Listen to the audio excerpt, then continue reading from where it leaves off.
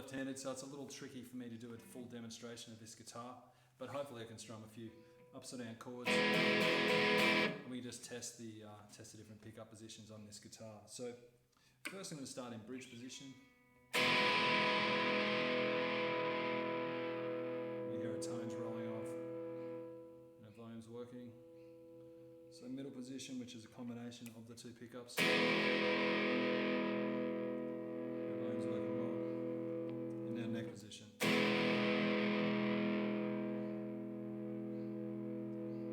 Okay, now the important thing, I'm going to take my hands away from the guitar and hopefully we'll hear no interference, so no hum, no sound. That's good. Okay, so if you did hear any interference or hum at this point, that would probably indicate you've got an issue with your ground circuit. So I would go back into the electronics cavity and just look for any of those black wires we installed earlier and just make sure no connections are broken, there's no loose wires there. Okay, the last thing I would check is just the integrity of the neck. So what I would do is just run up and down the neck, playing each fret on each string, and so on. And what you're listening for there is fret bars or any dead notes. If you do hear any problems, you can then adjust the neck relief or adjust the action appropriately. Okay, so that's the end of the project. I hope you've enjoyed building your TE style guitar kit as much as I have. Thanks for watching.